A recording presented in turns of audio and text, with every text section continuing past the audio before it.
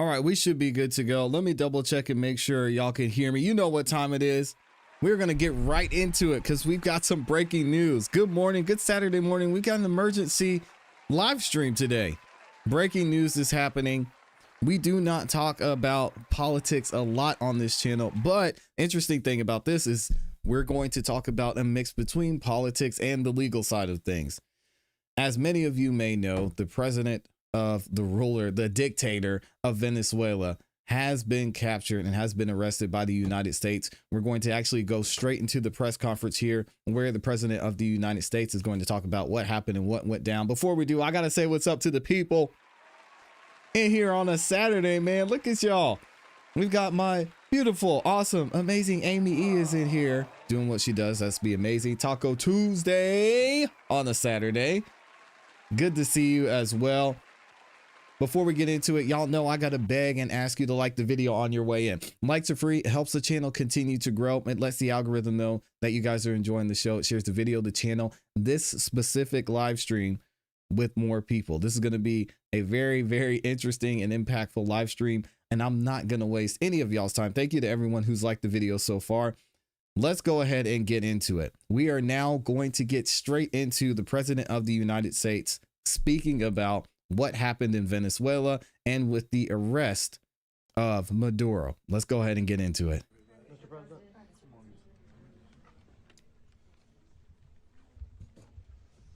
Okay, thank you very much. This is big stuff. We appreciate you being here. Late last night and early today, at my direction, the United States Armed Forces conducted an extraordinary military operation in the capital of Venezuela. Wow. Overwhelming American military power, air, land, and sea, was used to launch a spectacular assault. And it was an assault like people have not seen since World War II. It was a force against a heavily fortified military fortress in the heart of Caracas to bring outlaw dictator Nicolas Maduro to justice. This was one of the most stunning, effective, and powerful displays of American military might and competence in American history.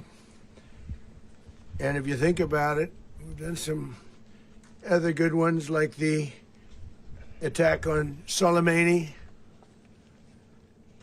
the attack on al-Baghdadi, and the obliteration and decimation of the Iran nuclear sites just recently in an operation known as Midnight Hammer. All perfectly executed and done.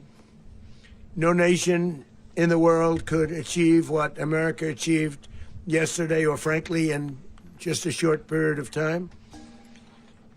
All Venezuelan military capacities were rendered powerless as the men and women of our military, working with U.S. law enforcement, Shout out to the military, successfully captured Maduro in the dead of night. It was dark. The lights of Caracas were largely turned off due to a certain expertise that we have. It was dark, and it was the president's deadly. tired. But captured along with his wife, Celia Flores, both of whom now face American justice.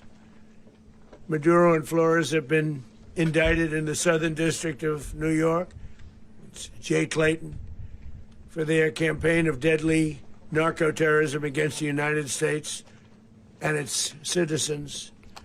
I want to thank the men and women of our military who achieved such an extraordinary success overnight with breathtaking speed, power, precision, and competence. You rarely see anything like it. You've seen some raids in this country that didn't go so well. They were an embarrassment. If you look back to Afghanistan, or if you look back to Benghazi, the Jimmy Carter days, they were different days. We're a respected country again, like maybe like never before.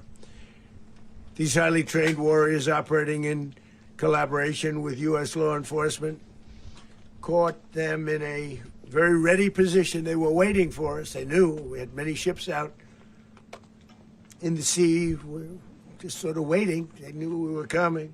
So they were in a ready, what's called a ready position. But they were completely overwhelmed and very quickly incapacitated. If you would have seen what I saw last night, you would have been very impressed. I'm not sure that you'll ever get to see it, but it was an incredible thing to see. Not a single American service member was killed, and not a single piece of American equipment was lost. Thank God. We had many helicopters, many planes, many people involved in that fight. But think of that, not one piece of military equipment was lost, not one service member was, more importantly, killed. The United States military is the strongest and most fearsome military on the planet by far. With capabilities and skills our enemies can scarcely begin to imagine. We have the best equipment anywhere in the world. There's no equipment like what we have, and you see that even if you just look at the boats. You know, we've knocked out 97% of the drugs coming in by sea. 90%. Each boat kills on average 25,000 people. We knocked out 97%. And those drugs mostly come from a place called Venezuela. We're going to run the country until such time as we can do a safe, proper, and judicious transition. So we don't want to be involved with having somebody else get in, and we have the same situation that we had for the last long period of years. So we are going to run the country until such time as we can do a safe, proper, and judicious transition. And it has to be judicious because that's what we're all about. We want peace, liberty, and justice for the great people of Venezuela. And that includes many from Venezuela that are now living in the United States and want to go back to their country. It's their homeland. We can't take a chance that somebody else takes over Venezuela that doesn't have the good of the Venezuelan people in mind. We've had decades of that. We're not going to let that happen. We're there now, and what people don't understand, but they understand as I say this, we're there now, but we're going to stay until such time as the proper transition can take place. So we're going to stay until such time as we're going to run it, essentially, until such time as a proper transition can take place. I did not see that coming. As everyone knows, the oil business in Venezuela has been a bust, a total bust, for a long period of time. They were pumping almost nothing by comparison to what they could have been pumping and what could have taken place. We're going to have our very large United States oil companies, the biggest anywhere in the world, go in, spend billions of dollars, fix the badly broken infrastructure, the oil infrastructure. Here we go with the oil and start again. Making money for the country. And we are ready to stage a second and much larger attack if we need to do so. So we were prepared to do a second wave if we needed to do so. We actually assumed that a second wave would be necessary, but now it's probably not. The first wave, if you'd like to call it that, the first attack was so successful, we probably don't have to do a second, but we're prepared to do a second wave, a much bigger wave, actually. This was pinpoint, but we have a much bigger wave that probably won't have to do.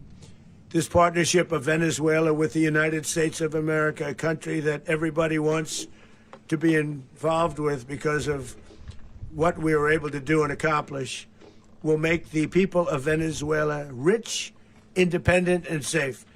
And it will also make the many, many people from Venezuela that are living in the United States extremely happy. They suffered. They suffered. So much was taken from them. They're not going to suffer anymore. the illegitimate dictator Maduro was the kingpin of a vast criminal network responsible for trafficking colossal amounts of deadly and illicit drugs into the United States. As alleged in the indictment, he personally oversaw the vicious cartel known as Cartel de las Solas, which flooded our nation with lethal poison, responsible for the deaths of countless Americans, many, many Americans. Hundreds of thousands over the years of Americans died because of him.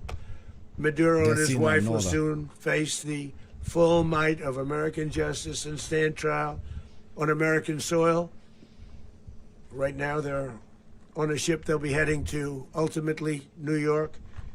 And then a decision will be made, I assume, between New York and Miami or Florida. But we have people where the overwhelming evidence of their crimes will be presented in a court of law. And I've seen it. I've seen what we have. It's both horrible and breathtaking that something like this could have been allowed to take place. For many years after his term as president of Venezuela expired, Maduro remained in power and waged a ceaseless campaign of violence, terror, and subversion against the United States of America, threatening not only our people, but the stability of the entire region. Basically, he got voted out and decided he was going to stay.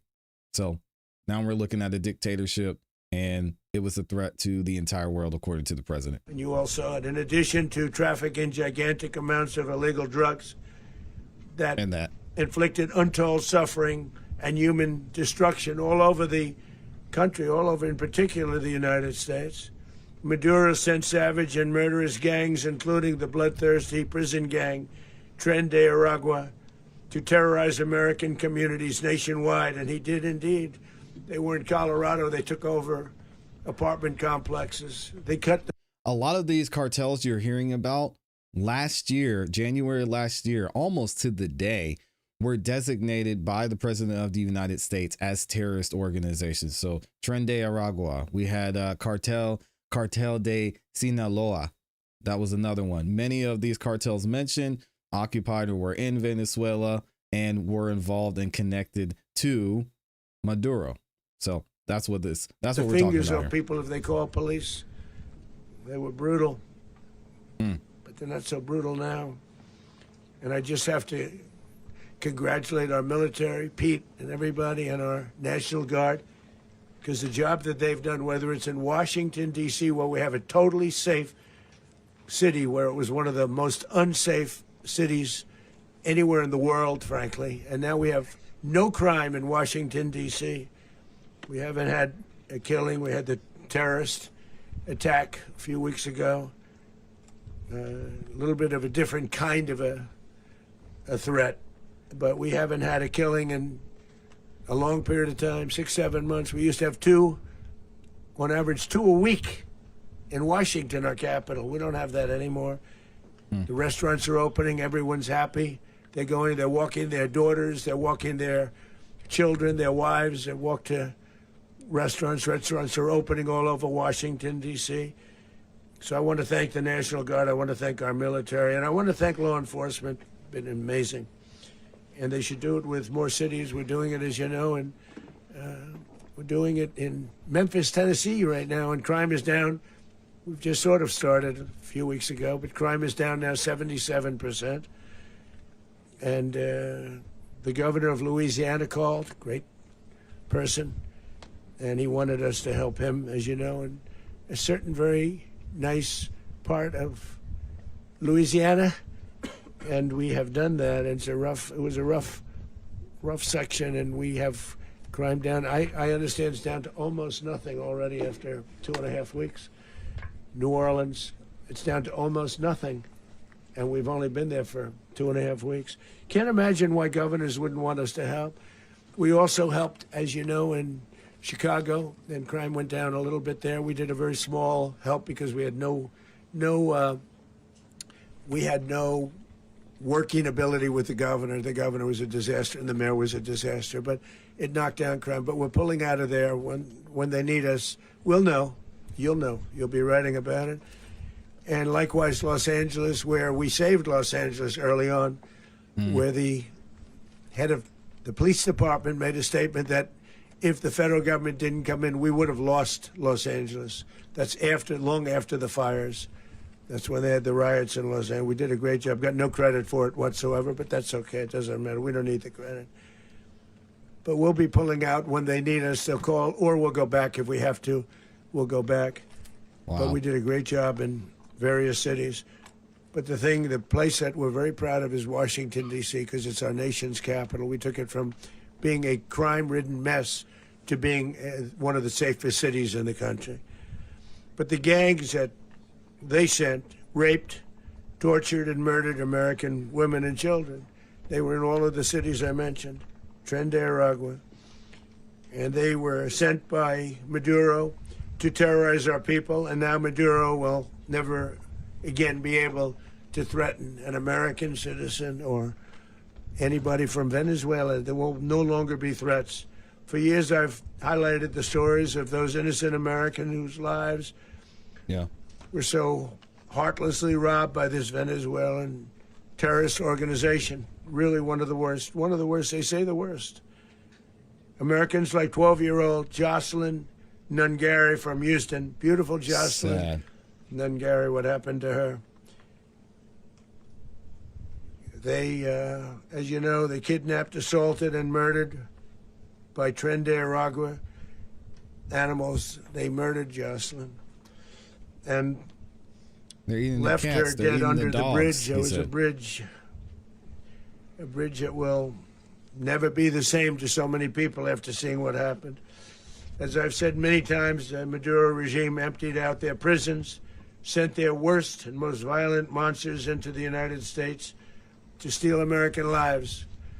And they came from mental institutions and insane asylums. They came from prisons and jails. The reason I say both, they sound similar. Actually, prisons a little bit more hostile, a little bit tougher. A mental institution isn't as tough as an insane asylum, but we got them both. They sent from their mental institutions. They sent from their jails, prisons. They were drug dealers. They were drug kingpins. They sent everybody bad into the United States, but no longer. And we have now a border where nobody gets through. In addition, Venezuela unilaterally seized and stole American oil, American assets, and American platforms, costing us billions and billions of dollars. Billions. They did this a while ago, but we never had a president that did anything about it. They took all of our property. It was our property. We built it. And we never had a president that decided to do anything about it. Instead, they fought wars that were 10,000 miles away. We built Venezuela oil industry with American talent, drive, and skill, and the socialist regime stole it from us during those previous administrations, and they stole it through force.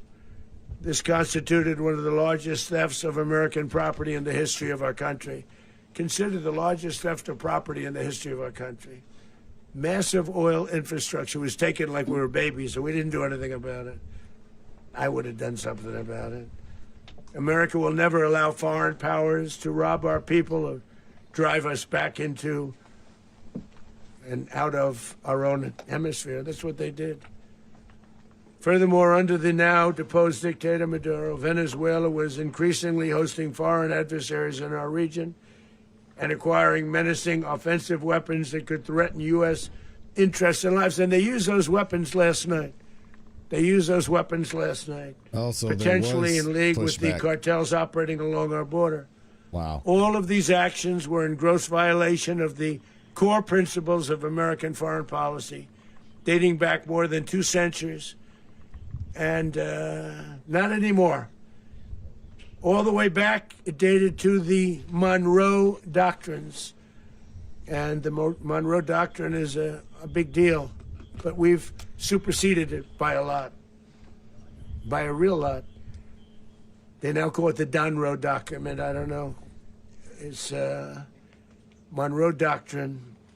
We sort of forgot about it. It was very important, but we forgot about it. We don't forget about it anymore. Under our new national security strategy, American dominance in the Western Hemisphere will never be questioned again. Won't happen. So just in concluding, for decades, other administrations have neglected or even contributed to these growing security threats in the Western Hemisphere. Under the Trump administration, we are reasserting American power in a very powerful way in our home region. And our home region is very different than it was just a short while ago. The future will be, and we did this in my first term. We had great dominance in my first term, and we have far greater dominance right now. He said, y'all better be scared, we coming. The future will be determined by the ability to protect commerce and territory and resources that are core to national security. These are core to our national security. Just like tariffs are, they've made our country rich, and they've made our national security strong, stronger than ever before. But these are the iron laws that have always determined global power. And we're going to keep it that way. We will secure our borders. We will stop the terrorists. We will crash the cartels, and we will defend our citizens against all threats, foreign and domestic. Other presidents may have lacked the courage or whatever to defend America, but I will never allow terrorists and criminals to operate with impunity against the United States. This extremely successful operation should serve as warning to anyone who would threaten American sovereignty or endanger American lives. Very importantly, the embargo on all Venezuelan oil remains in full effect. The American Armada remains poised in position, and the United States retains all military options until United States demands have been fully met and fully satisfied.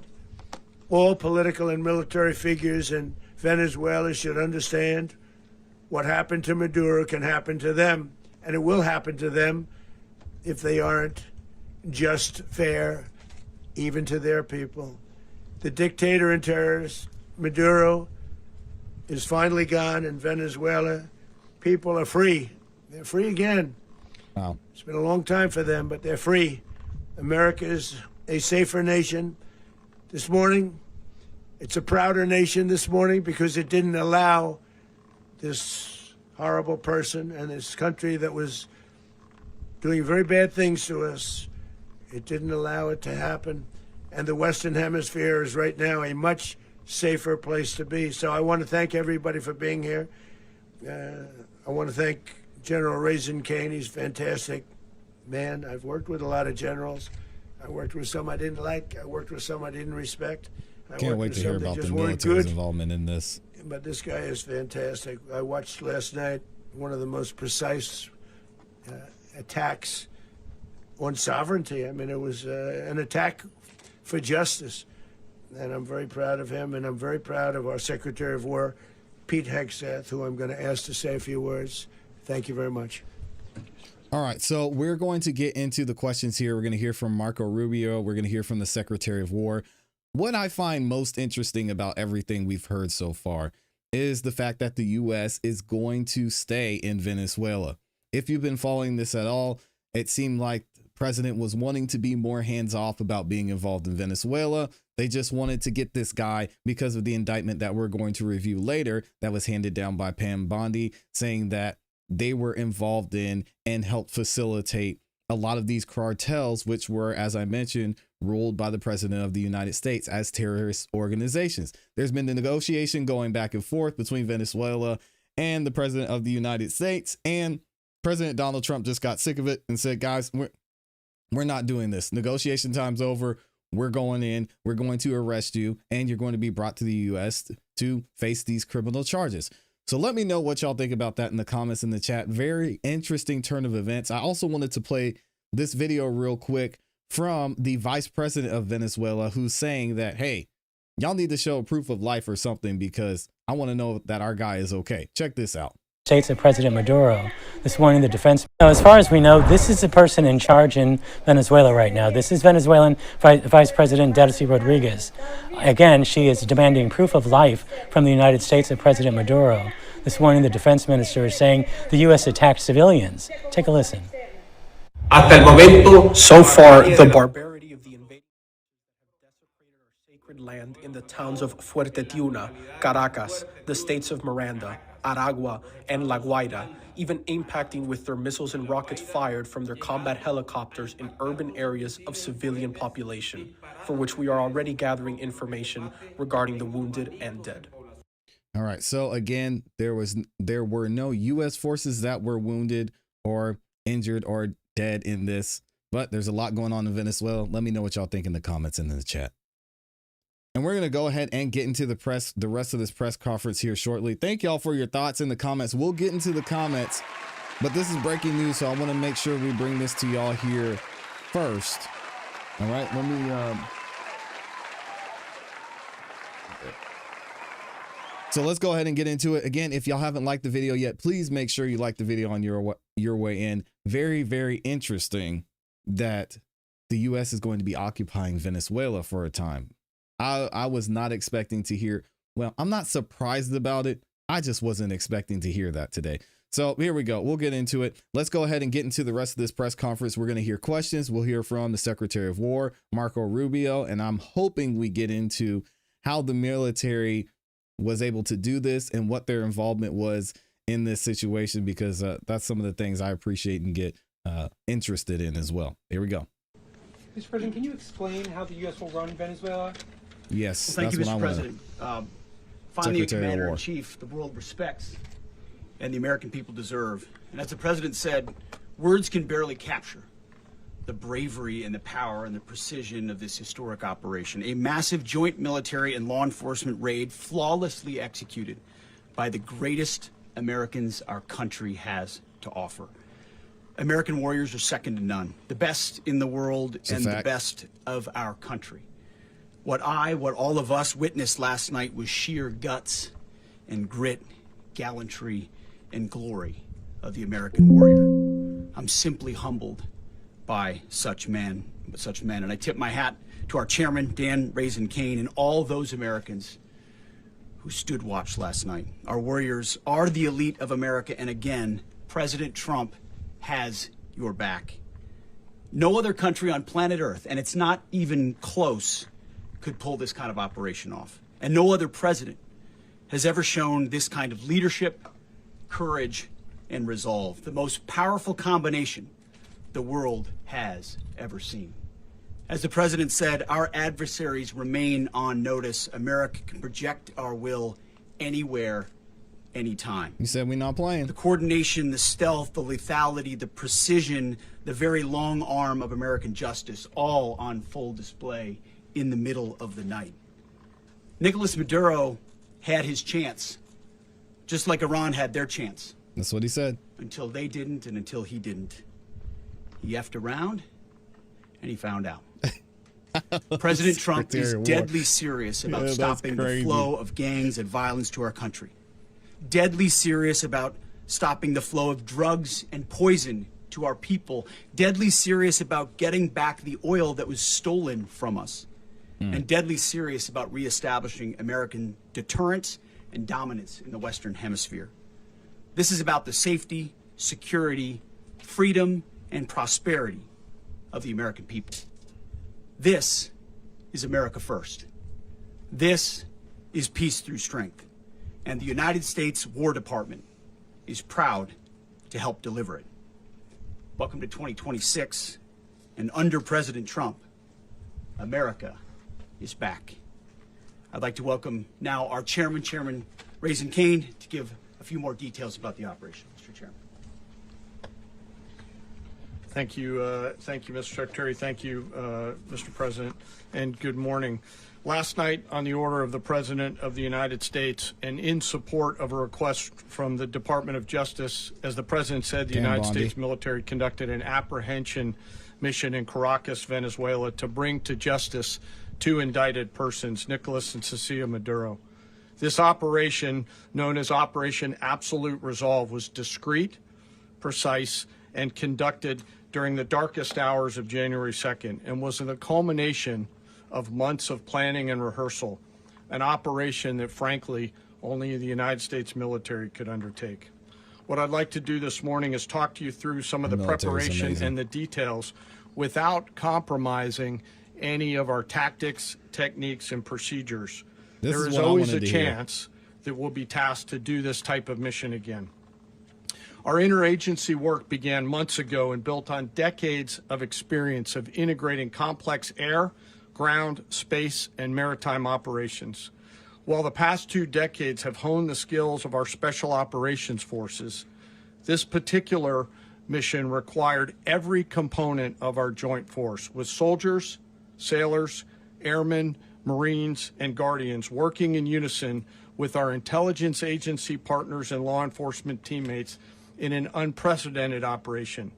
We leveraged our unmatched intelligence capabilities and our years of experience in hunting terrorists, and we could not have done this mission without the incredible work by various intelligence agencies, including the CIA, NSA, and NGA.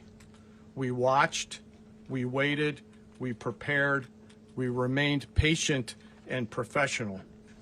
This mission was meticulously planned, drawing lessons from decades of missions over the last many years, many missions over these last many years. This was an audacious operation that only the United States could do. It required the utmost of precision and integration within our joint force. And the word integration does not explain the sheer complexity of such a mission. An extraction so precise it involved more than 150 aircraft launching across the Western Hemisphere in close coordination, all coming together in time and place to layer effects for a single purpose: to get an interdiction force into downtown Caracas while maintaining the element of tactical surprise. Failure of one component of this well-oiled machine would have endangered the entire mission, and failure is never an option for America's joint force. Those in the air over Caracas last night were willing to give their lives for those on the ground and in the helicopters. Let me talk a little bit about the preparation. After months of work by our intelligence teammates to find Maduro and understand how he moved, where he lived, where he traveled, what he ate, what he wore, what were his pets, in early December, our force was set pending a series of aligned events. Key was choosing the right day to minimize the potential for civilian harm and maximize the element of surprise, and minimize the harm to the indicted personnel, so as the president said, they could be brought to justice. And as the president said earlier today, weather in Venezuela is always a factor this time of the year. And over the weeks through Christmas and New Year's, the men and women of the United States military sat ready, patiently waiting for the right triggers to be met and the president to order us into action. Last night, the weather broke just enough, clearing a path that only the most skilled aviators in the world could maneuver through. Ocean, mountain, low cloud ceilings, but when tasked with a mission, this organization does not quit. At 10:46 p.m. Eastern Time last night, the president ordered the United States military to move forward with this mission. He said to us, and we appreciate it, Mr. President, good luck and Godspeed. And those words were transmitted to the entire joint force. Over the course of the night, aircraft began launching from 20 different bases on land and sea across the Western Hemisphere. In total, more than 150 aircraft, bombers, fighters, intelligence, reconnaissance, surveillance, rotary wing were in the air last night. Thousands and thousands of hours of experience were airborne. Our youngest crew member was 20, and our oldest crew member was 49. and there's simply no match for American military might. No match. As the night began, the helicopters took off with the extraction force, which included law enforcement officers, and began their flight into Venezuela at 100 feet above the water. Wow. As they approached Venezuelan shores, the United States began layering different effects provided by Spacecom, Cybercom, and other members of the interagency to create a pathway. Overhead, those forces were protected by aircraft from the United States Marines, the United States Navy, the United States Air Force, and the Air National Guard. The force included F-22s, F-35s, F-18s, EA-18s, E-2s, B-1 bombers, and other support aircraft, as well as numerous remotely piloted drones. As the force began to approach Caracas, the Joint Air Component began dismantling and disabling the air defense systems in Venezuela, employing weapons to ensure the safe passage of the helicopters into the target area. The goal of our air component was, and always will be to protect the helicopters and the ground force and get them to the target and get them home. As the force crossed the last point of high terrain where they'd been hiding in the clutter, we assessed that we had maintained totally the element of surprise. As the helicopter force ingressed towards the objective at low level, we arrived at Maduro's compound at 1:01 a.m. Eastern Standard Time, or 2:01 a.m. Caracas local time, and the apprehension force descended into Maduro's compound and moved with speed, precision, and discipline towards their objective, and isolated the area to ensure the safety and security of the ground force while apprehending the indicted persons. On arrival into the target area, the helicopters came under fire, and they replied with that fire with overwhelming force in self-defense. One of our aircraft was hit but remained flyable, and as the president said earlier today, all of our aircraft came home, and that aircraft remained flyable during the rest of the mission. Wow. As the operation unfolded at the compound, our air and ground intelligence teams provided real-time updates to the ground force, ensuring those forces could safely navigate the complex environment without unnecessary risk. The force remained protected by overhead tactical aviation. Maduro and his wife, both indicted, gave up and were taken into custody by the Department of Justice, assisted by our incredible U.S. military with professionalism and precision, with no loss of U.S. life. After securing the indicted persons, the force began to prep for departure. Helicopters were called in to exfiltrate the extraction force, while fighter aircraft and remotely piloted aircraft provided overhead coverage and suppressive fire. There were multiple self-defense engagements as the force began to withdraw out of Venezuela. The force successfully exfiltrated and returned to their afloat launch bases, and the force was over the water at 3:29 a.m. Eastern Standard Time with indicted persons on board. And both Maduro and his wife were embarked aboard the USS Iwo Jima. In closing, what we've witnessed today is a powerful demonstration of America's joint force.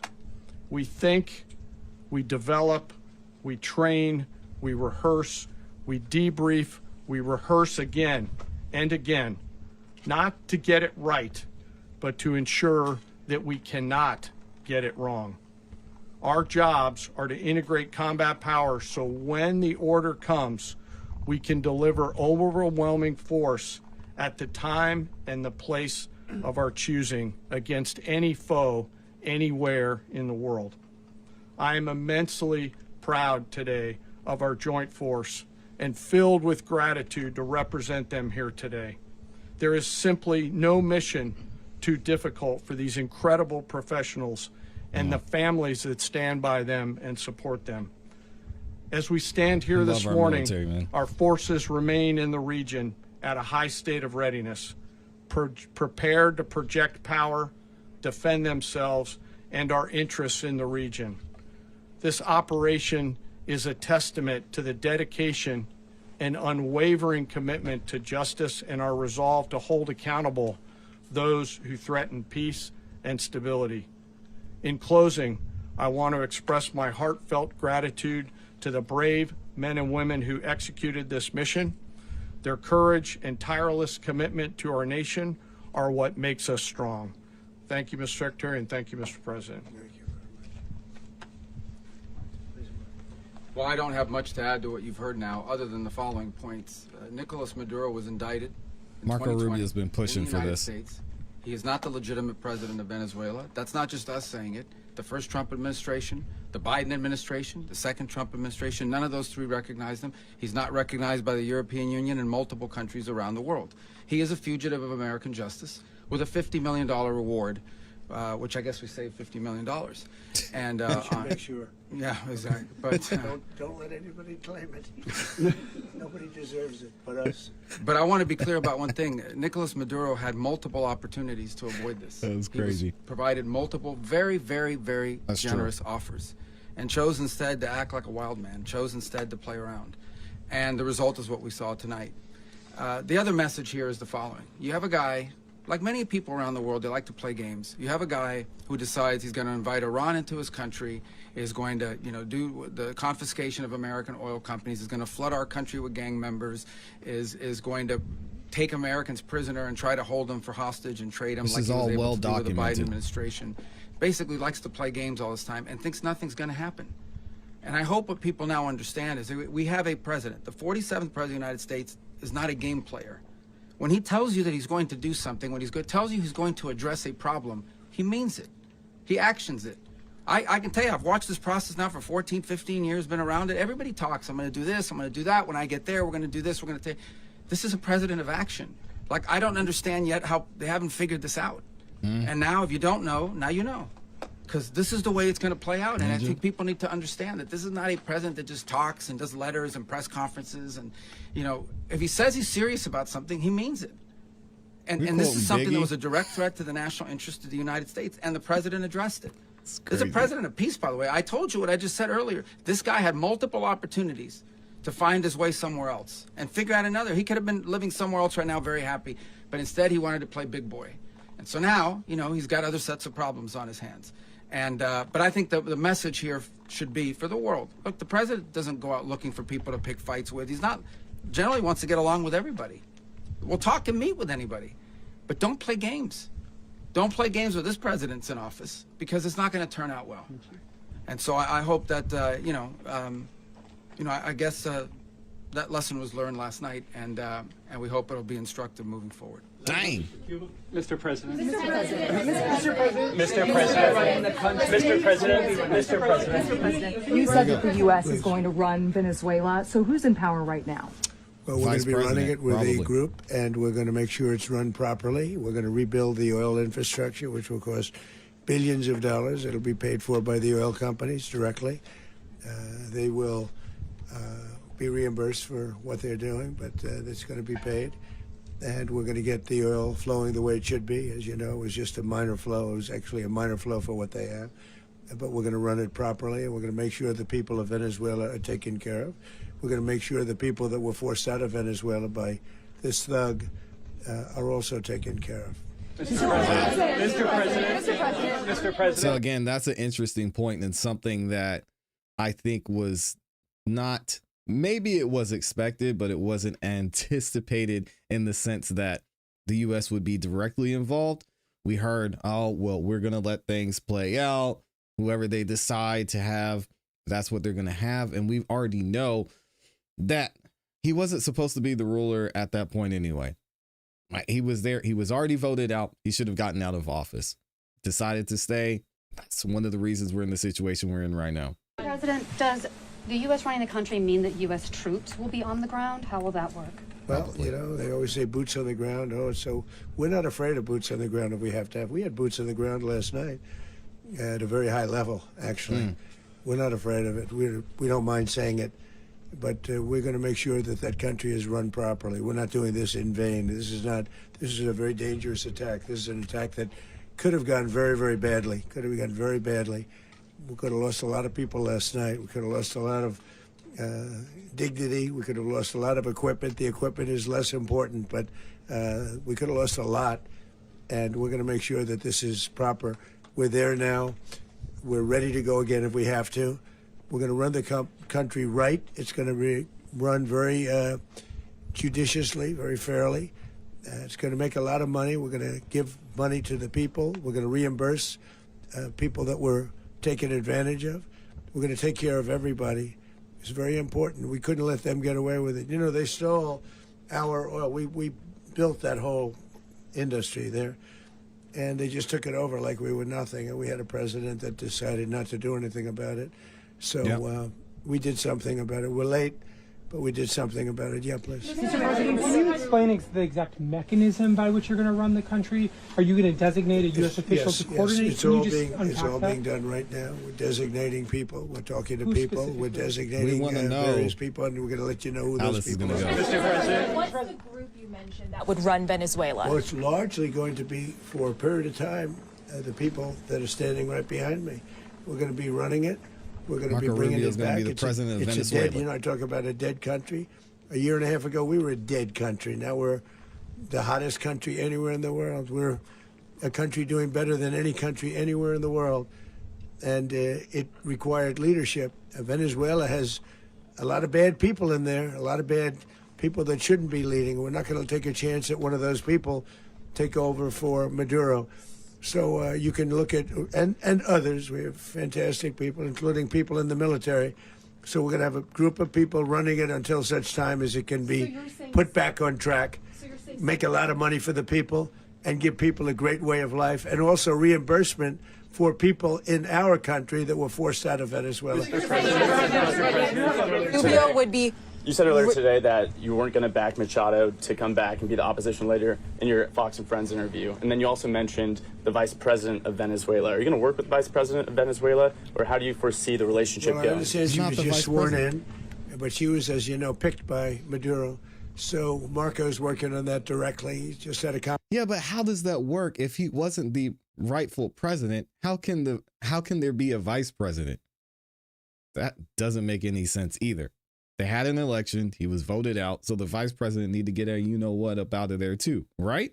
Conversation with her, and she's essentially willing to do what we think is necessary to make Venezuela great again. Very simple. Mr. President, Colombian President Gustavo Petro, a couple weeks ago, he said he's got to watch his ass. And today he said he's not concerned about anything happening to him in the aftermath of this operation. So just what your message is about that. Well, he has cocaine mills. He has factories where he makes cocaine. And yeah, I think I stick by my first statement. He's making cocaine. They're sending it into the United States. So he does have to watch his ass. Mr. President, did you notify any members of Congress in advance? Marco, do you want to talk about that? Because you were involved. Sure. This is a big deal.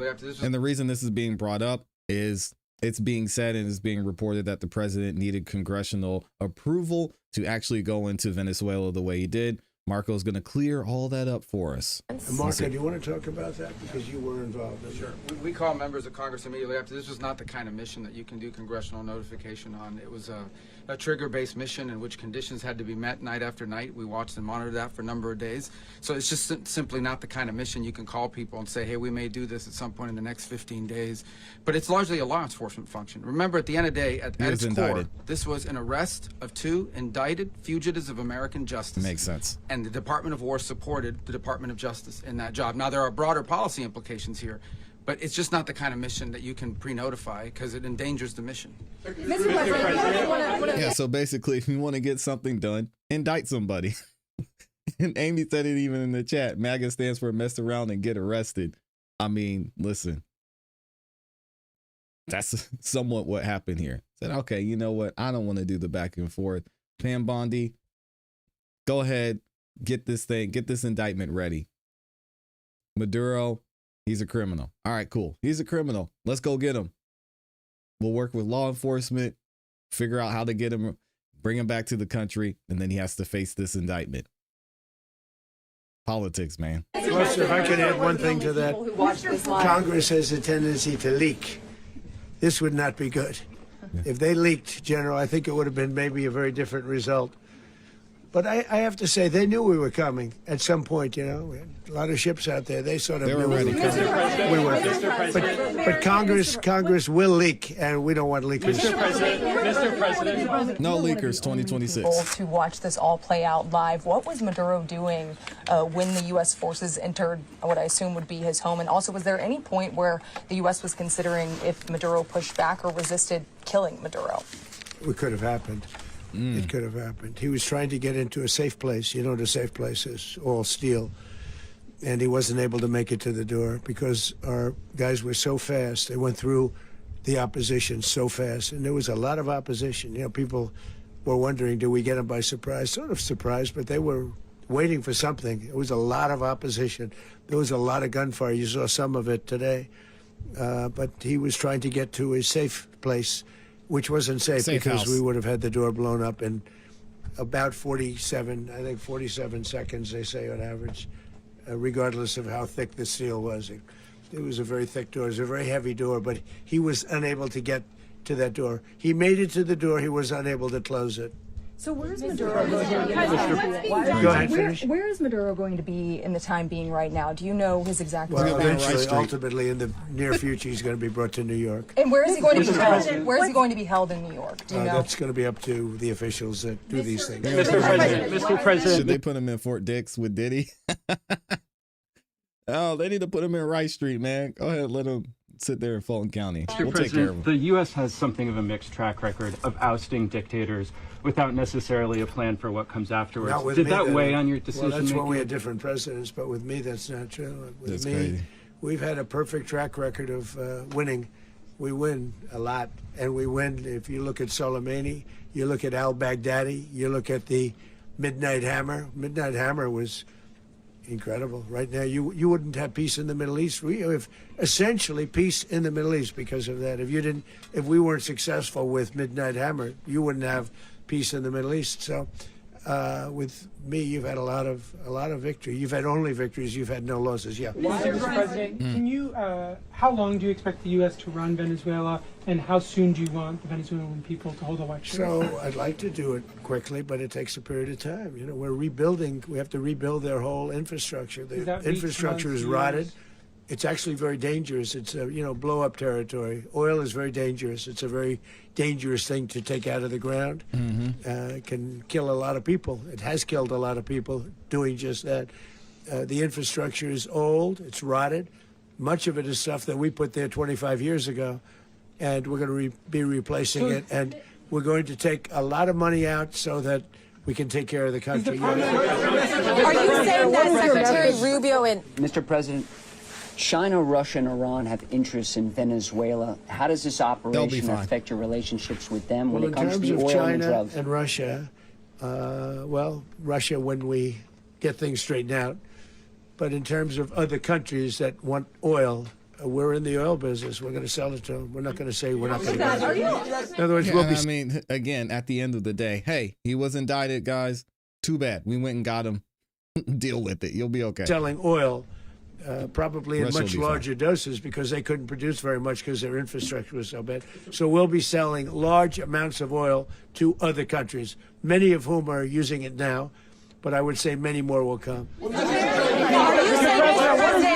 you saying that, Mr. President, are you saying that? Oh. Mr. President, thank you. What is your message to the people of Venezuela today? Of course, the civilian population specifically, they have a lot of questions. What is your message to the people of Venezuela? That you're going to have peace, justice. You're going to have some of the riches that you should have had for a long period of time. It was stolen from you. But you're going to have peace and you're going to have safety. You're going to have justice. You're going to have a country. You're going to have a real country. You're going to have potentially a great country. You know, if you go back 20 years, maybe even a little longer ago, that was a great country. And they destroyed it. Remember I said that if we lose this election, the United States will be Venezuela on steroids. That's what would have happened. Had we lost the election, the 2024 election, we suffered so badly. When you look at the border from 2020, what they did, what Joe Biden administration did to our country should never be forgotten. But if we had to go through another year of that, we would be exactly where Venezuela was in terms. I used to say, if they win, we're going to be Venezuela on steroids, and that's what would have happened. President, thank you. Are you saying that Secretary Hegseth and Rubio are going to be running Venezuela? Good and question. will you be sending in U.S. military They're going troops to be to a provide? team that's working with the people of Venezuela to make sure that we have Venezuela right. Because for us to just leave, who's going to take over? I mean, there is nobody to take over. You have a vice president who's been appointed by Maduro, and right now she's the vice president, and That she's, doesn't I make guess, sense. the president. She was sworn in as president just a little while ago. She had a long conversation with Marco, and she said, "We'll do whatever you need." I think she was quite gracious, but she really doesn't have a choice. We're going to have this done right. Dang. We're not going to just do this with Maduro, then leave like everybody else, leave and say, let it go to hell. If we just left, it has zero chance of ever coming back. We'll run it properly. We'll run it professionally. We'll have the greatest oil companies in the world go in and invest billions and billions of dollars and take out money, use that money in Venezuela. And the biggest beneficiary are going to be the people of Venezuela. And also, I can't stress this strongly enough, the people that got thrown out of Venezuela that are now in the United States, and frankly, some want to stay and some probably want to go back. Yeah. So, Mr. President, what is being done to protect Americans in the country, and were any of the detained Americans Well, right now they're arrested very last protected night? because nobody's going to mess with us. They're very protected. The people of, and we let he's them right. know that you better not touch one of them. Are you concerned that bad elements of the Maduro regime will remain in place? Well, we know who they are. We're on them, and they're acting much differently now than they would have acted 2 days ago. And what can you Okay, say wait, about behind you, please. Mr. President, why is running a country in South America America first? Well, I think Good it question. is because we want to surround ourselves with good neighbors. We want to surround ourselves with stability. We want to surround ourselves with Stop the energy. We have drugs. tremendous energy in that country. It's very important that we protect it. We need that for ourselves. We need that for the world. And we want to make sure we can protect it. Yes, sir. Please, go ahead. Yeah, is there a message here for Cuba and Diaz-Canel? Well, Cuba is an interesting case. Cuba is, not doing very well right now. That system has not been a very good one for Cuba. The people there have suffered for many, many years. And I think Cuba is going to be something we'll end up talking about because Cuba is a failing nation right now, very badly failing nation. And we want to help the people of it's very similar in the sense that we want to help the people in Cuba, but we want like to something in also Cuba's help coming. the people that were forced out of Cuba and living in this country. Do you want to say something about that, Marco, please? Well, I mean, I just gave you a statement a few minutes ago about, when the president speaks, you should take him seriously. Suffice it to say, Cuba is a disaster. It's run by incompetent, senile men, and in some cases, not senile, but incompetent nonetheless. It has no economy. It's in total collapse. And by the way, they were, all of the guards that helped protect Maduro, this is well known, their whole spy agency, this is well known, their whole spy agency, all that were full of Cubans. I mean, they basically, it's amazing. This poor island took over Venezuela in some cases. One of the biggest problems that Venezuelans have is they have to declare independence from Cuba. They tried to basically colonize it from a security standpoint. So, yeah, look, if I lived in Havana and I was in the government, I'd be concerned, at least a little bit. Cutting off the oil flow to Cuba from Venezuela? Well, the president already announced a week ago that anything that's sanctioned, it's sanctioned oil, it's not going to be allowed to get there. So that's an The answer is yes. Mr. President, President, is the U.S. aware of the location of opposition leader Machado, and have you been in contact with her? No, we haven't. No, we haven't. how many hesitations about Machado as the next leader? On Monday. Oh, I think it would be very tough for her to be the leader. She doesn't have the support within or the respect within the country. She's a very nice woman, but she doesn't have the respect. To Mr. President, is it possible that the U.S. ends up administrating Venezuela for years? Well, Yes, it won't cost us obviously. anything because the money Come coming on. out of the ground is very substantial. So it's not going to cost So us the U.S. anything. isn't going to dedicate We any will. money to Well, we want redevelopment. safety there. We want to be surrounded by countries that aren't housing all of our enemies all over the world. That's what was happening, and you don't want to have that. But we're going to be rebuilding, and we're not spending money. The oil companies are going to go in. They're going to spend money. We're going to take back the oil that, frankly, we should have taken back a long time ago. A lot of money is coming out of the ground. We're going to get reimbursed for all of that. We're going to get reimbursed for everything that we spend. So it's going to be a very important. This is a very big evening that took place last night. We have to be surrounded by safe, secure countries. And we also have to have energy, very important. We have to have energy that's real energy, not where they're getting 4% and 5% of the energy out of the ground. You take a look, it was such a disaster. So what's going to happen with Venezuela, I think, over the next period of a year is going to be a great thing. And the people of Venezuela will be the biggest beneficiaries. Mr. President, U.S. military. Mr. President, thank you. What did you last speak to Maduro about when you spoke? And is the Well, US I don't want to at get war into with the Venezuela? conversations, but I did have conversations with him, and I said, you got to surrender.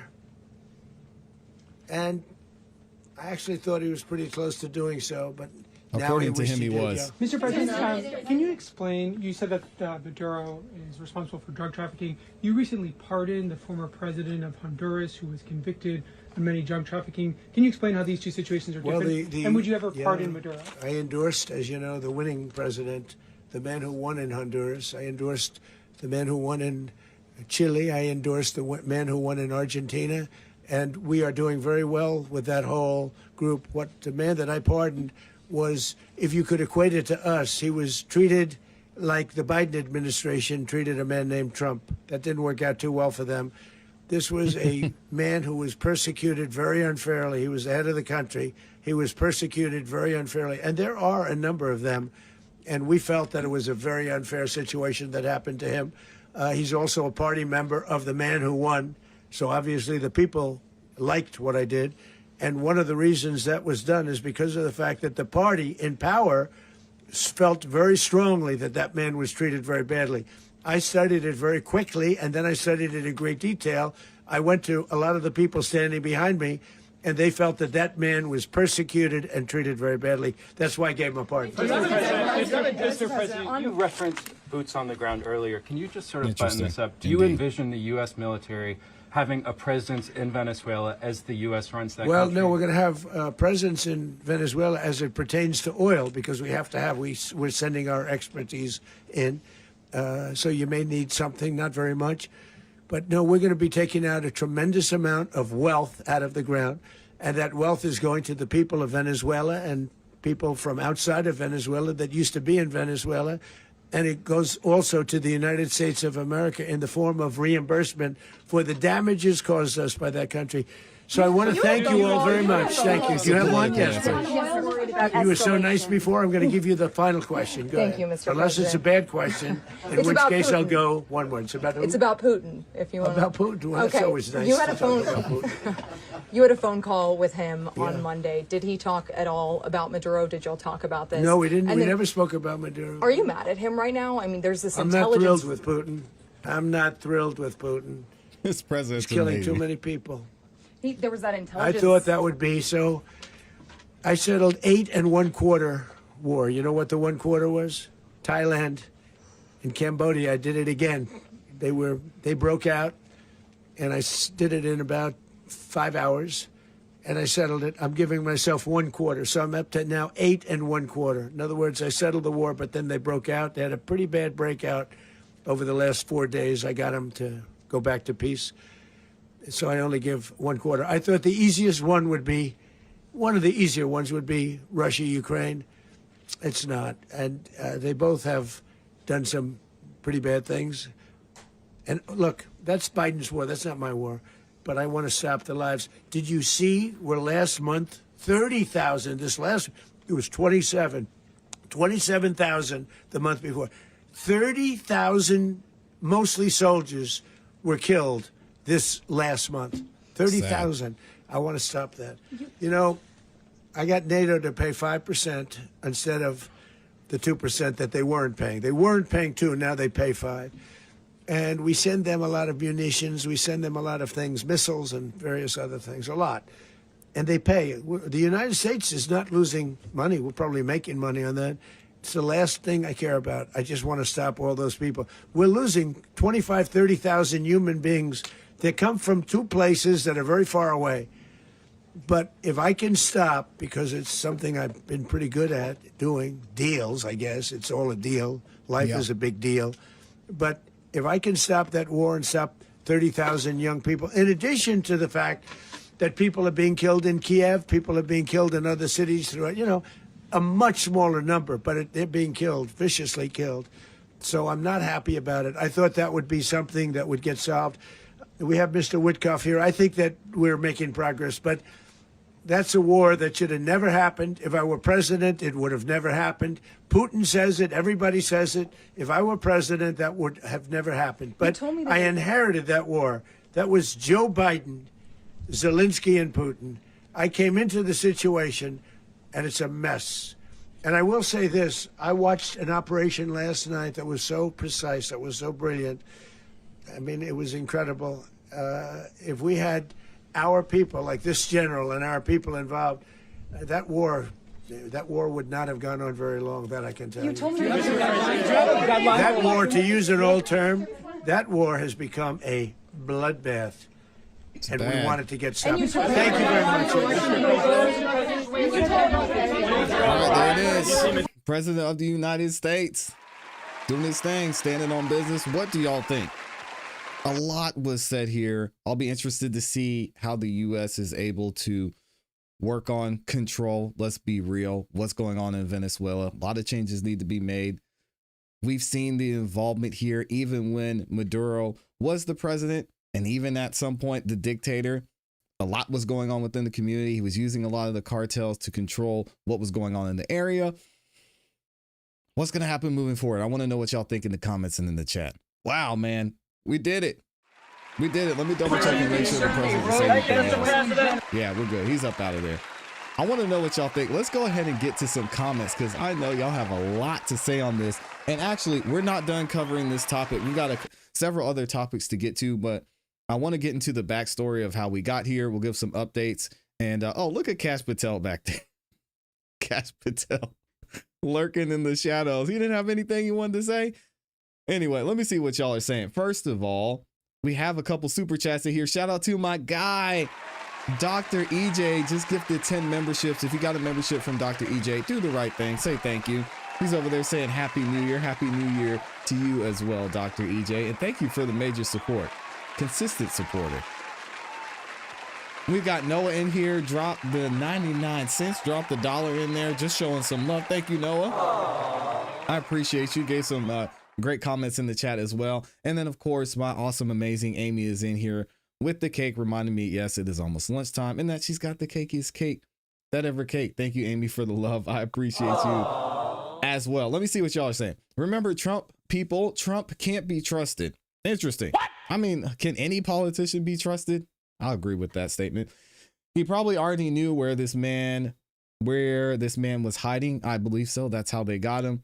He's only trying to get his score up for the American people. I mean, to what end? He can't serve another term. And I already predicted this even before the results came back for this current election. We're going to have another 8 years of this administration. JD Vance, if I had to put my money on it, I would put 99.9% of my money that we're going to either have a Republican or JD Vance specifically in office this next 4 years, because the Democratic Party's a mess. So I mean, maybe he's trying to get his score up. I don't see what reason he would need to. He's already a 2-time president. I mean, what more could he do?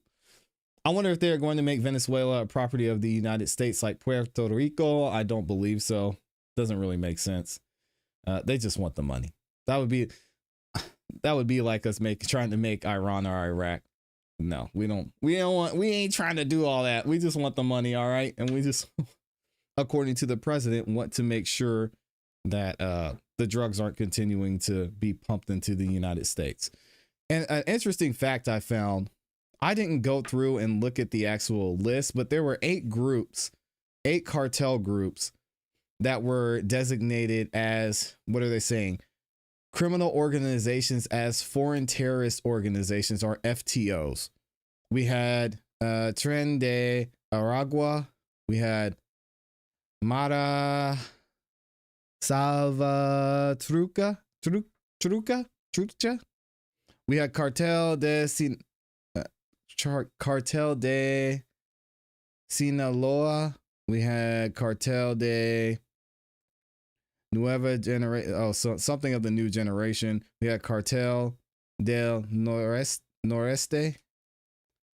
And we had 3 other ones in there as well. So there are a ton of cartels, many of which you heard were mentioned during this press conference that Maduro was involved with and that were actually in Venezuela and running rampant.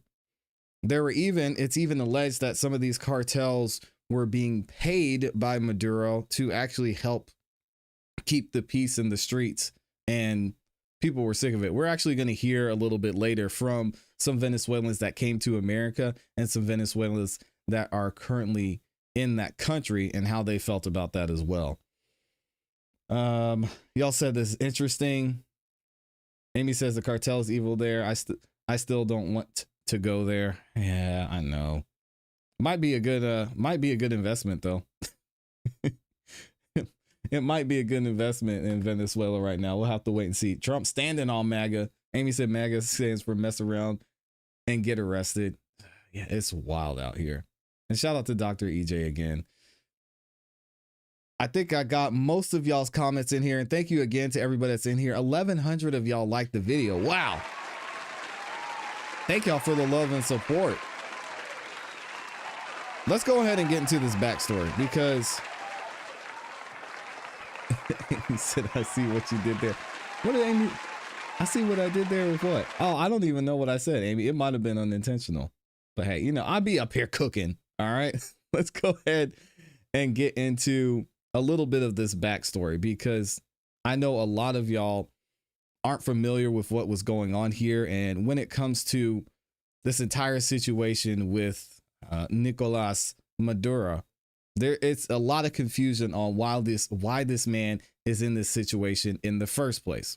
So what we're going to do is we're going to go ahead and find out what exactly happened between President Trump and the faux president of Venezuela, Nicolas Maduro, because he wasn't supposed to be the president.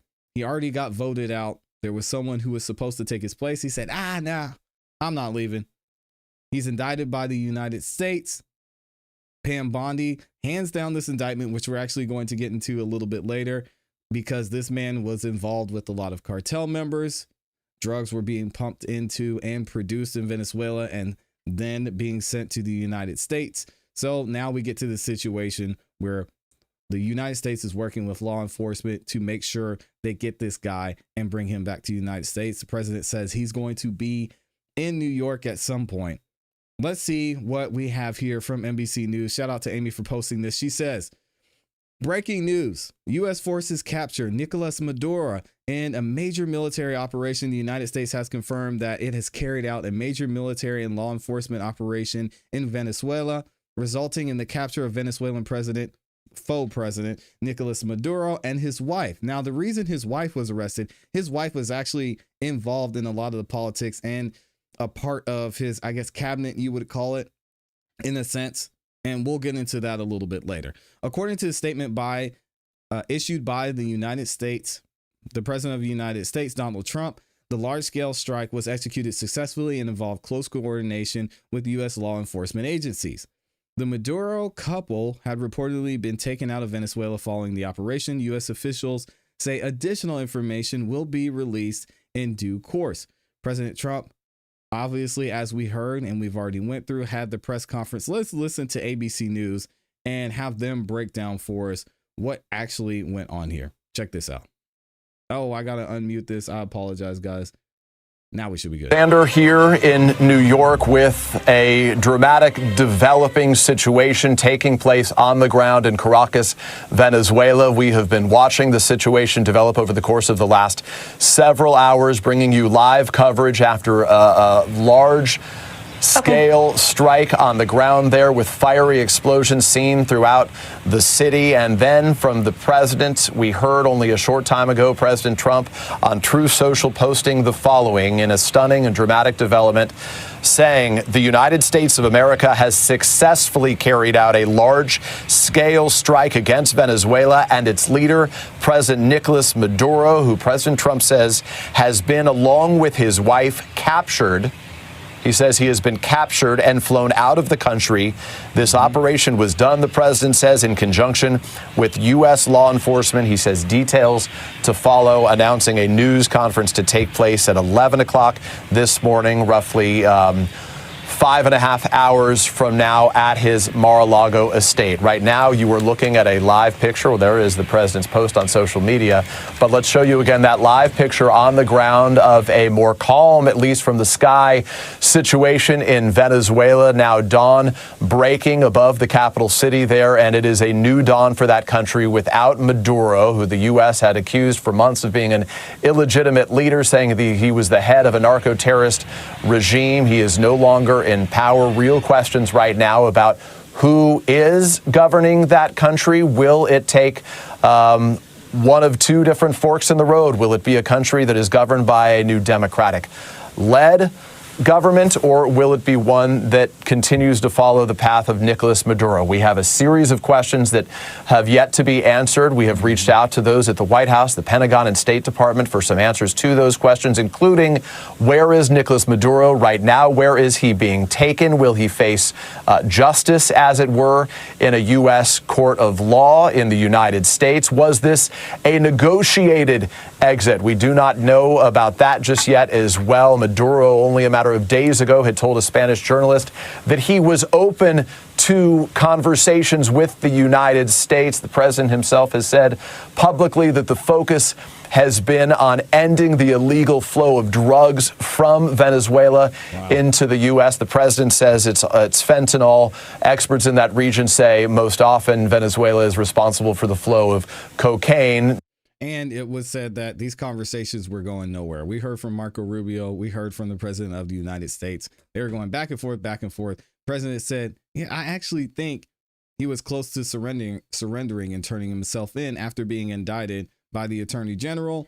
But we're not waiting anymore. And they went and got as you know what. Notably to Europe, but some of it gets to the United States, of course, as well. We are also trying to get new details about the operation that has taken place on the ground. But as we look at some of the video from earlier in the distance, you can see some of the glowing lights, the fiery explosions that had taken place.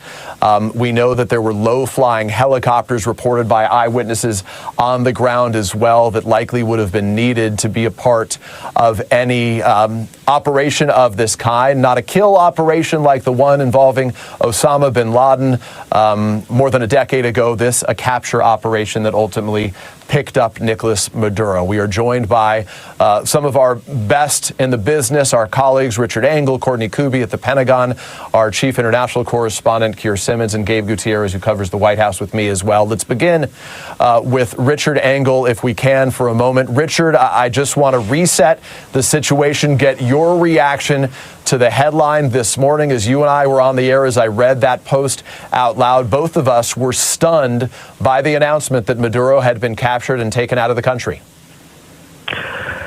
So the first indication we got that something dramatic had happened was several hours ago. We've been on air for several hours now, Peter, when we heard these vague reports, still unconfirmed, of explosions in Caracas and in potential other areas. And then a key detail emerged: helicopters. Witnesses described helicopters on the ground, hovering, sounds of aircraft, explosions in multiple locations. As soon as you start hearing helicopters hovering, you get an indication that this is an extraction operation. You obviously can't land fixed-winged aircraft in the middle of a city. But who was the target? What happened? Who was carrying it out?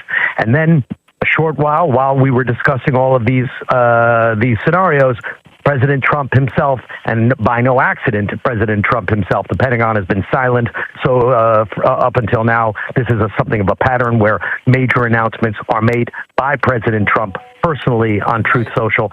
President Trump announced that it was Nicolas Maduro and his wife who had been captured, and that they will face justice. And thank you for your attention to this matter. Richard, the question that everyone is asking right now is, did the United States, did President Trump just carry out a successful regime change?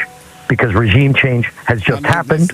And will this open the door to a democratic opposition, better economic relations, a weakening of an alliance backed by Cuban intelligence all across the region, a new Latin America where the U.S. has a much stronger hand?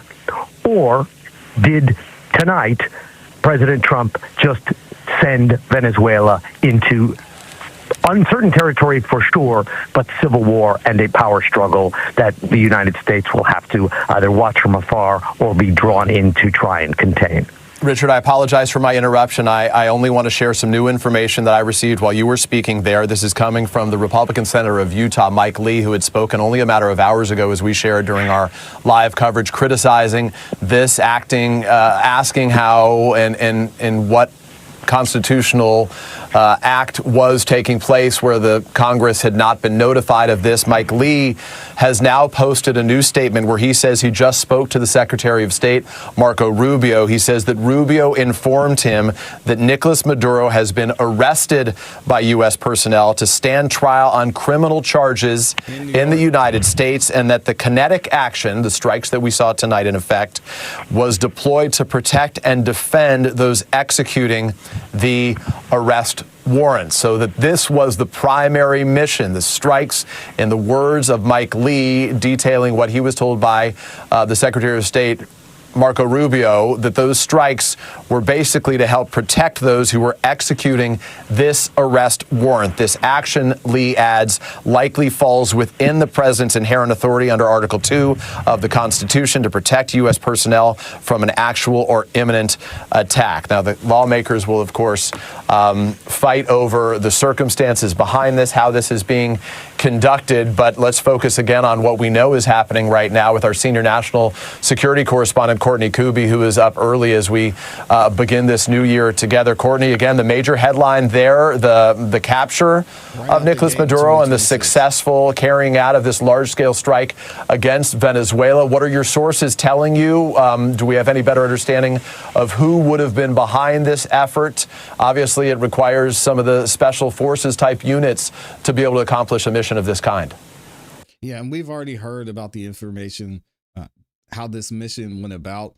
Great work by the military. Appreciate them, and all the local law enforcement as well.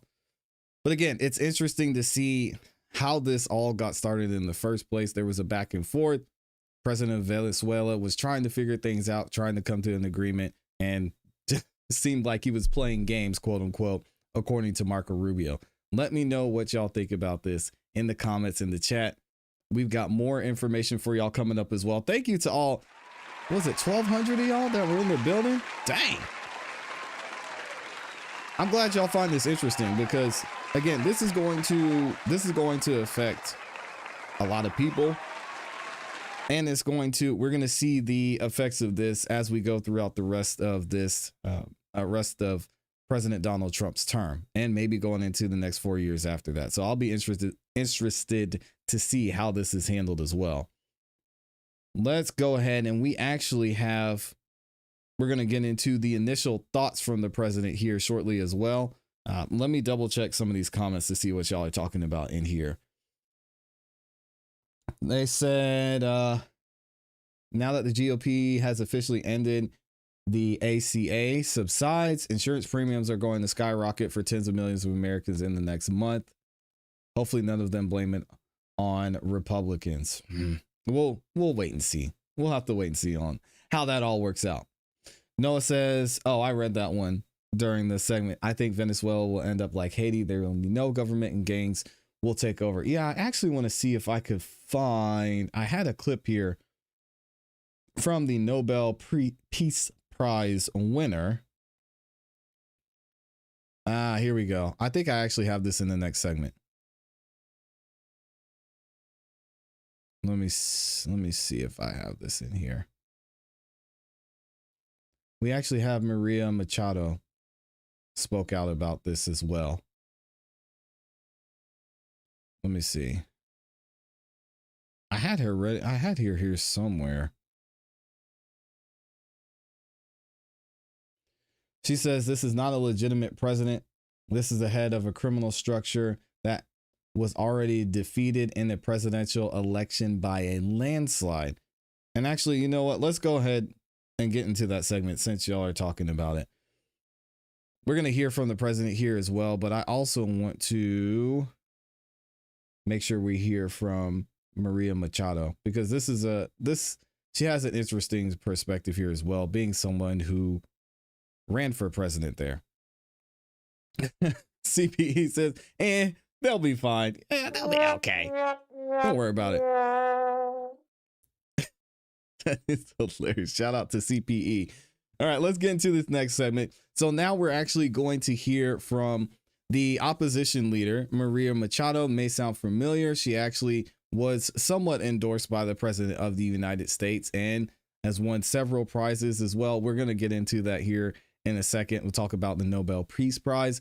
But she had something to say when it comes to the situation in Venezuela, what's happening, and why this is important for her country as well. Check this out from Maria Machado. Here we go. I completely trust the strategy President Trump is developing and his Secretary of State, Marco Rubio. They know very well with whom they're dealing with. This is not a legitimate president. This is the head of a criminal structure that was already defeated in a presidential election by landslide.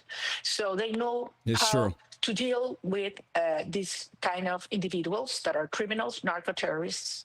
And I believe that Maduro will get a very clear picture of what are his options and what's the future for Venezuela.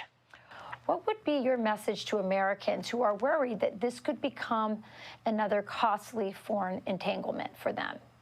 I believe it's exactly the contrary. Maduro started this war. President Trump is ending this war. A transition to democracy in Venezuela will make the Americas, including the United States, safer, more secure, and more prosperous. Because Venezuela, our country, has been turned into that safe haven for all those enemies, forces that want to undermine the institutions of the United States and also kill people in Venezuela and in your country. So we are solving and dismantling a criminal structure that has produced great pain and turned our country, our nation, into the best ally of the United States. Yeah, and not to mention that President of the United States said the oil that's there, they're going to take that oil. Obviously, we're going to make some, we're going to get our piece off of that. But he said we're going to sell that, continue to use that and utilize it, sell to other countries to fund whatever rebuilding they need to use or they need in Venezuela. Again, obviously, there are benefits from the United States of America being involved in this. Firstly, according to the president, being a crackdown on these cartels that have been deemed terrorist organizations. And then you have the money that can be made from the oil that's there as well. A security shield for the Americas and a huge opportunity for energy security as well. And one thing very important, Rachel, energy security. Millions of Venezuelan migrants will come back home the day Maduro goes. That's a great point as well. We're going to hear from some of the people of Venezuela in another segment, but there's been celebration in the streets, celebrations here in Miami. A lot of Venezuelans have flown Venezuela, come to Miami. They're celebrating there. They're celebrating actually in Venezuela as well. So seems like the country is excited about this. We'll get into that a little bit later, but let's hear what happened. Actually, before all of this went down, the president had something very interesting to say about Maduro. Check this out if you haven't heard it yet. Maduro offered everything in his country, all the natural resources. He even recorded a message to you in English recently, offering mediation. What could we do in order to stop that? He has offered everything. He's offered everything. You're right. You know why? Because he doesn't want to fuck around with the United States. Thank you, everybody. Thank you. Jeez, the president taking shots. He is not playing around. Let's get to this next.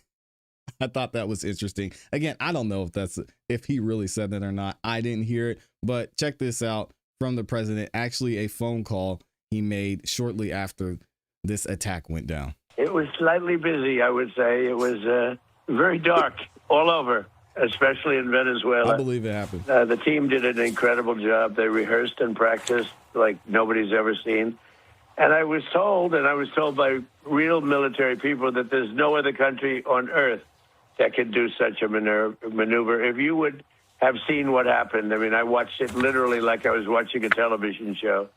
And if you would have seen the speed, the violence, you know, they say that, the speed, the violence, they use that term.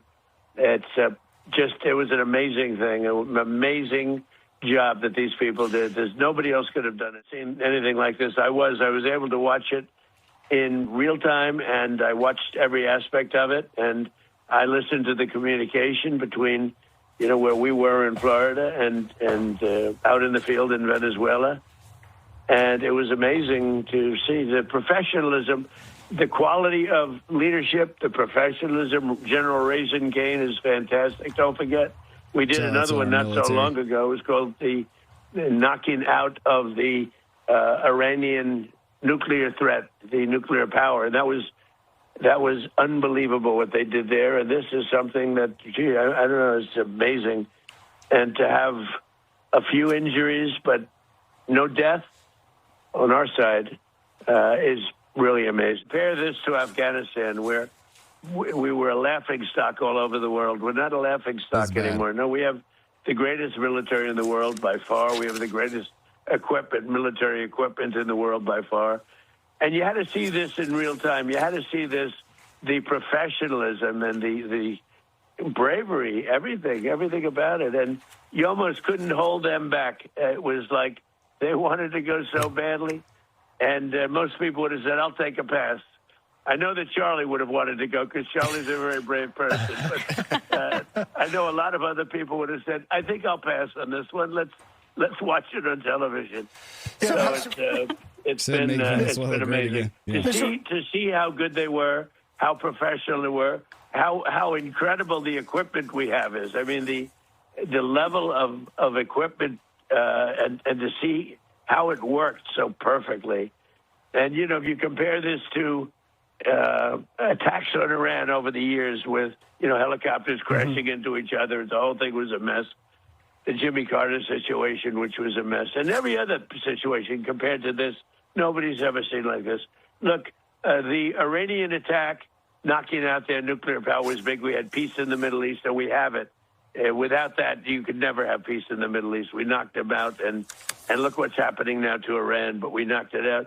That was, it could not have been better, and this could not have been better. I don't even know which is, these are both really important. If you think about equal and importance, I wonder how it's going to be rated, but knocking out the nuclear power of, think of it, they were ready, they were within 2 months, they would have been a nuclear power. And all right, so now the president's rambling over here.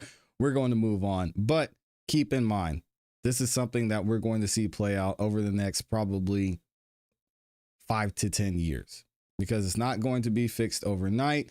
And as many of you are saying, this is about more than just what's happening with the cartel. That is a piece of it. And if you look at the indictment, which we're going to look into and get into, it's actually a large part of why he was brought here in the first place. I'll be interested to know what y'all's thoughts are in the comments and in the chat. Oh boy, we talking about the Epstein file anytime. Listen, we could talk about the Epstein files. That whole situation is a mess as well. But I think using that as a way to somewhat deflect from the issue that we're addressing here is somewhat disingenuous. I think two things can be true. It can be true that there was stuff going on with the Epstein files and that there's a lot being hidden from us, a lot of information that isn't being addressed about the Epstein files, while also saying that Maduro was a problem. It was an issue.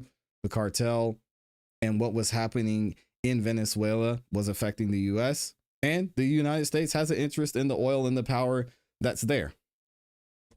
We can talk about all of that at one time, but I mean, just saying like Epstein files every time we talk about President Trump, I mean, we're not going to get anywhere. We're not going to get anywhere with that. So, I mean, yeah. It's fine. Y'all could focus on that.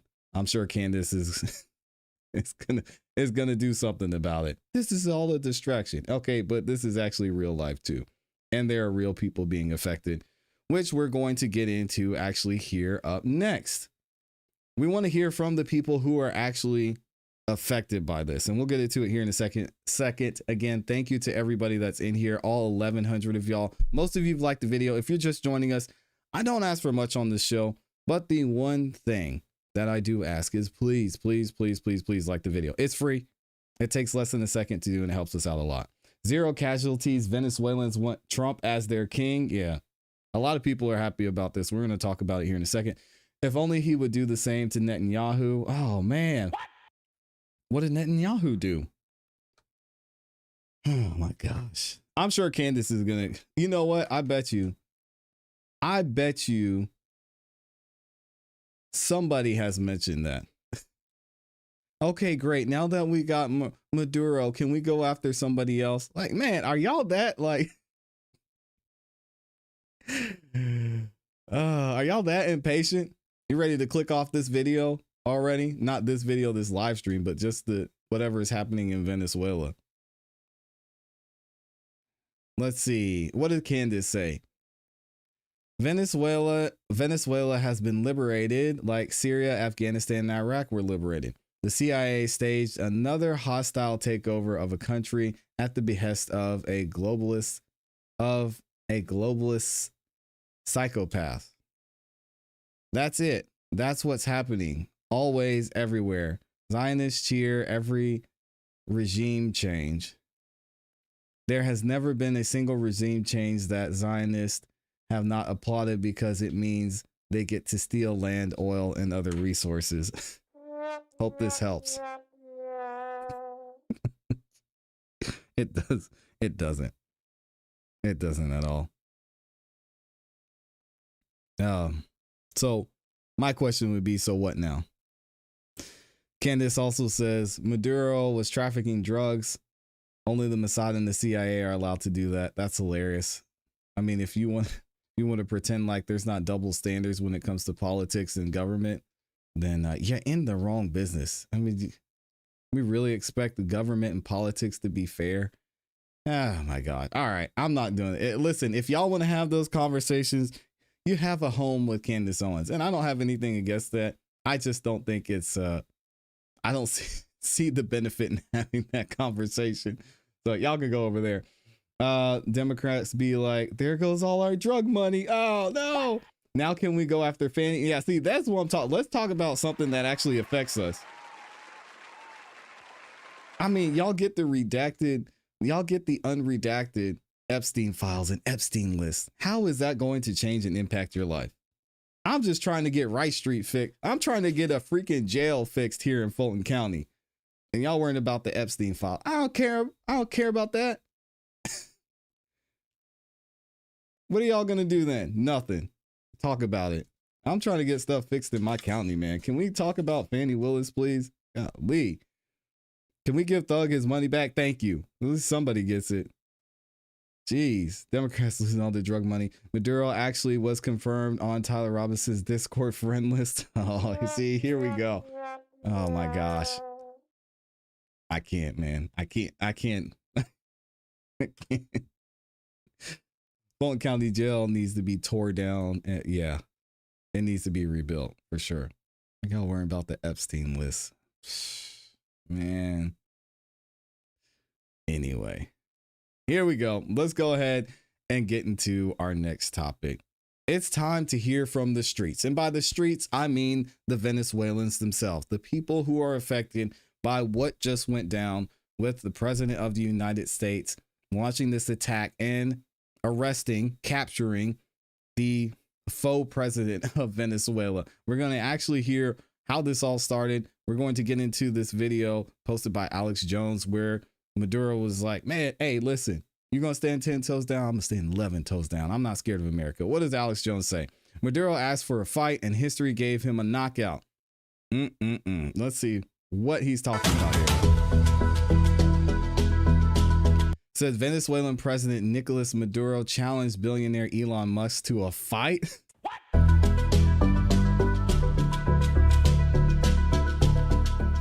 que acepte el reto que yo le hice.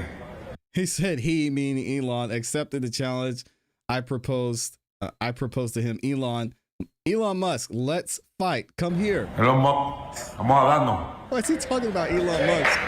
Pero vente para acá, en el poliedro tú y yo. Si te gano, Elon Musk, te acepto. He says, if I beat you, Elon Musk, I'll accept the trip to Mars, but... Acepto el viaje a Marte. Pero te das conmigo. That is hilarious, man. What's going on here? Let's hear from the people of Venezuela. We actually have an interesting situation here. I'm going to let the video play, and I want to know what y'all's thoughts are on this. Some people talk about invasion in Venezuela, the threat of an invasion in Venezuela, and I answered, Venezuela has been already invaded. Maria Machado. We have the Russian agents. We have the Iranian agents. We have terrorist groups such as Hezbollah, Hamas, operating freely in accordance with the regime. We have the Colombian guerrilla, the drug cartels that have taken over 60% of our populations, and not only involving drug trafficking, but in human trafficking, in networks of prostitution. So this has turned Venezuela into the criminal hub of the Americas. And what sustained the regime is a very powerful and funded, strongly funded repression system. Where does that funds come from? Well, from drug trafficking, from the black market of oil, from arms trafficking, for human trafficking. We need to cut those flows. And once it happens and repression is weakened, it's over, because that's the only thing the regime has left, violence and terror. So we ask the international community to cut those sources, because the other regimes that support Maduro and the criminal structure are very active and had turned Venezuela into the safe haven for their operations into the rest of Latin America. Okay, so again, we're hearing a lot of information about what was happening with the cartels in Venezuela from Maria Machado, someone who was actually in the opposing party and who was wanting to see change in Venezuela, is trying to make change in Venezuela. So now that this all went down, here is a gentleman who is Venezuelan, and we're going to hear from him explaining how he sees all of this affecting his country. Check it out. Okay, as a Venezuelan American, I got some shit to say. My family, my parents, my sister, my extended family, all lost everything. Their work, their savings, their investments, gone. Wiped out by a narco dictatorship that has held Venezuela in a death grip for over 25 years.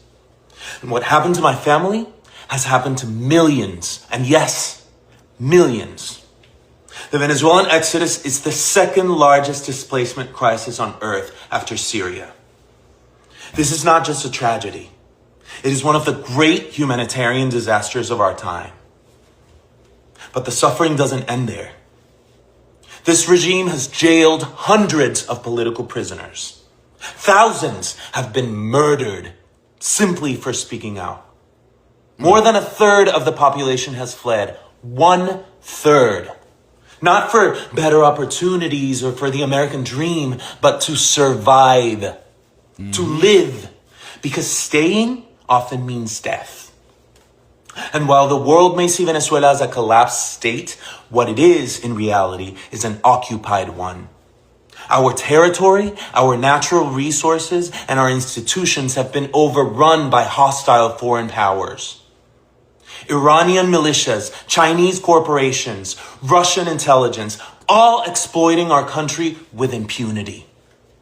Venezuela is no longer just a local crisis. It is now a geopolitical threat that endangers the entire Western Hemisphere. Yep. It has become a launch pad for an authoritarian expansion in the Americas. And in the midst of all of this, one woman has dared to lead the charge for freedom. Maria Machado. Maria Corina Machado. In 2024, against every odd, she led a peaceful democratic uprising that won the election. Her team smuggled physical voting receipts out of the country, hard proof of victory that the regime tried to bury. Her courage has lit a fire in the hearts of millions of Venezuelans desperate to believe that change is still possible. But now some have questioned her decision to dedicate her Nobel Prize to Donald Trump. Okay, I get that. But here's the truth. It was a brilliant strategic move in the global chessboard of politics. Maria Corina is no fool. She knows exactly the kind of man Trump is. She knows how much he campaigned for it, loudly and relentlessly, to win that very same prize. She knows how symbolic and personal that recognition is to him. And precisely because of that, she understood that this gesture might be the thing that keeps his attention focused on Venezuela at a time when U.S. presence and pressure in the Caribbean is rising. She didn't dedicate that award to flatter him. She did it to protect and preserve the one kind of power that could help shift the course of history. Because for her, this isn't about pride. It's not about optics. It's about freedom. And let's be very clear. Maria Corina is not asking for the U.S. to invade Venezuela. She's not campaigning for war. Venezuela is already invaded. That's fair. It is held hostage by a narco state, overrun by foreign agents and enemies of democracy, Russians, Iranians, Chinese, all operating freely, weaponizing our land and resources to expand their influence across Latin America. What Maria Corina is calling for, what millions of Venezuelans are praying for, is the support of the only military on earth capable of countering that threat and helping to free our people. This is not imperialism. This is liberation. She's not playing partisan games. She's playing for Venezuela's life. Because this isn't theoretical. This isn't academic. This is life or death. So yes, it is time to honor her bravery, but more importantly, it is time for the world, especially the free world, to recognize what's at stake. The fight for Venezuela is a fight for freedom, for democracy, and for the stability of an entire continent. If we truly care about liberty, human dignity, and peace in the Americas, then Venezuela's fight must matter to all of us. Que viva Venezuela, que viva María Corina Machado. Shout out to Maria. Let's go ahead and get into the next video. This is actually what happened and showing what happened from the streets of Venezuela. This is kind of wild.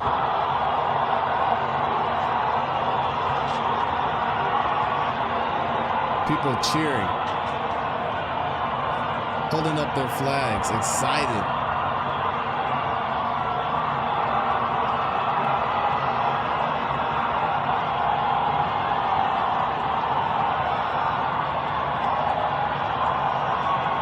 Crazy.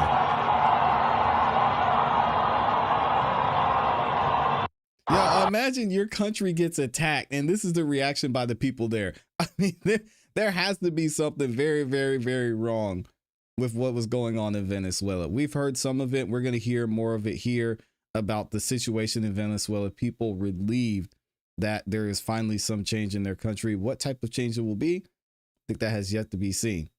Check out this video. This is a family in the middle of the night finding out the U.S. attacked their country. Te lo juro. Lo puso Trump. Sí, lo agarraron. Qué arrecho, flaca. She's like, let me see my phone.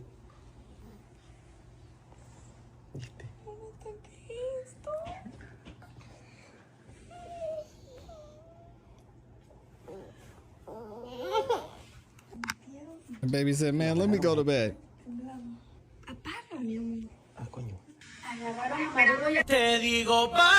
All right, not doing the music. Hey, congratulations to them. Hopefully this works out the way they want it to. We're going to wait and see. Let me know what y'all think about this in the comments in the chat.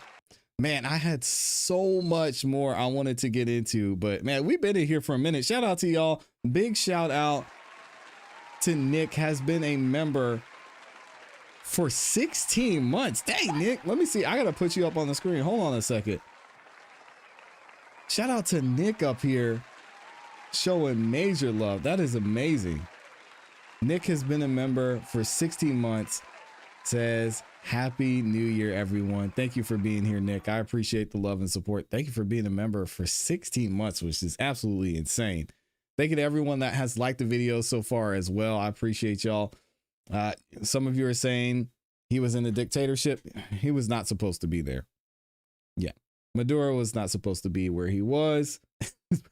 He said, say thank you and move on. He was up there preaching. The people can have their country back. God bless them all. Yep, the bomb dropped and the people are cheering. Maria for Presidento. Yeah, I don't understand. Are they happy or sad that we caught Maduro? They're very happy. Yeah, they're super happy. They're crying because they're relieved that this dictator is out of their country. I mean, hey, America, you know what I'm saying? Thank y'all for the love. Please make sure you like the video on your way out. We'll be posting several other videos as we go throughout the day and into Sunday. So thank y'all for the love and support. Dr. EJ, I appreciate you. Shout out to Noah as well. Nick for being a member for 16 months. And my beautiful, awesome, amazing Amy E. Hope y'all have a great rest of your afternoon, a great rest of your Saturday, a rest of your weekend. As always, you know what to do. Y'all keep growing, keep pushing, keep it classy. We gone. Peace.